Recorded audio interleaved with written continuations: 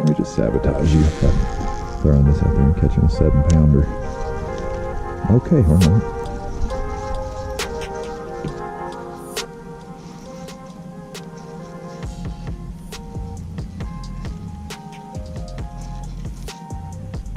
Got him. Dude. Oh, good one too. That is a good one.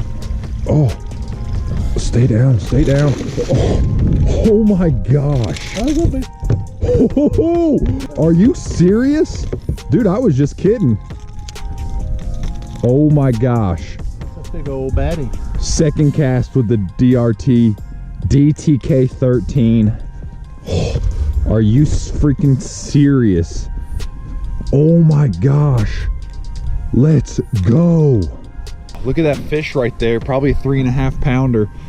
Literally, there's some offshore brush, and I got that DTK. They just came into the tackle shop, and you know, my thought is with them, I'm not a big Tiny Klash fan, but a tiny, because it doesn't dive very deep with the lip end specifically, but the DTK is designed to dive deep, and that fish was on a brush pile in 15 foot of water, and I literally burned it up through the brush pile.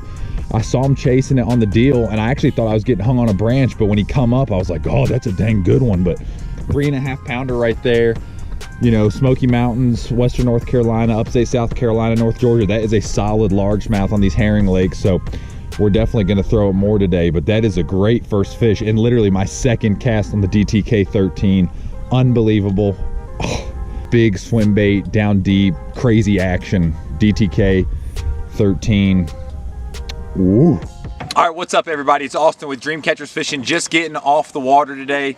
Really fun day out with a great customer of ours, Mark Hudson.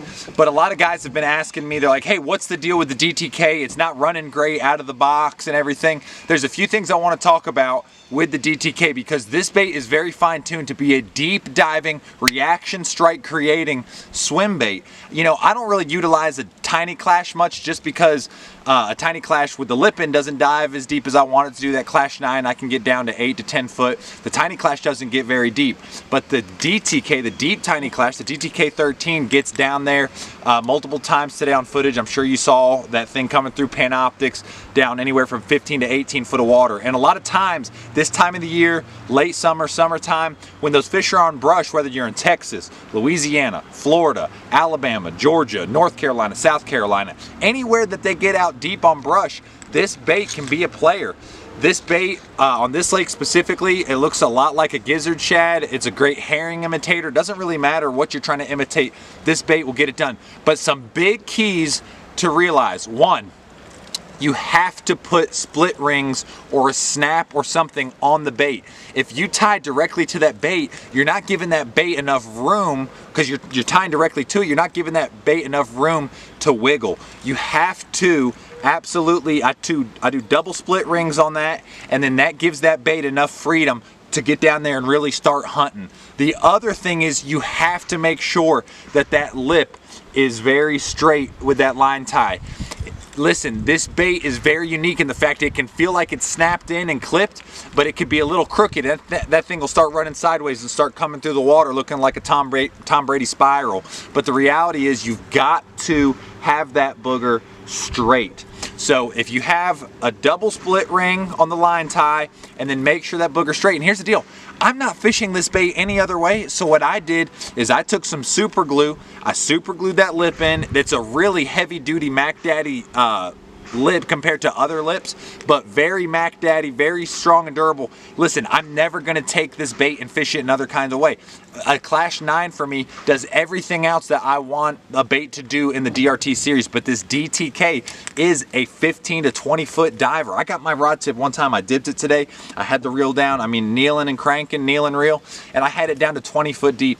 On those deep fish, that's the deal. Now, how I caught that fish today, I saw a brush pile out there on Panoptics, just assumed there was some fish in it. I bombed a cast out way past it, and just started absolutely giving it the business with a Tatula 150 on a 7.3 to 1, and really just started reeling it good. And I literally felt it hit that brush, my rod loaded, I kind of just like, hey, all right, is that brush or a fish? Then it loaded, He smoked it on the brush, reeled him in, good one, an almost 4-pounder. So anyways, that's the deal, man. That DTK13, it's kind of a rare bait from DRT. It's a great fish catcher, really strong. I would also recommend upgrading the hooks too. It comes with a size 1 and then a size 2 ST36 owner.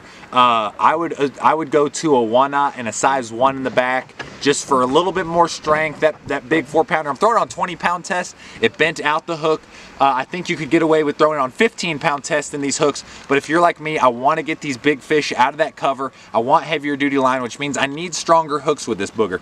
So anyways, that's the setup. I'm throwing it on a 7'9", 795 Dobbins, that big parabolic rod. It's a big crankbait to me, 7.3 to 1 Tatula 150, 20-pound tactical P-line.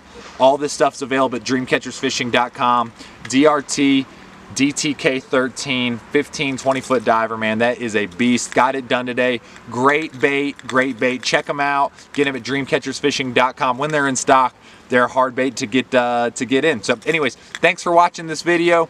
Hope to see you on the water.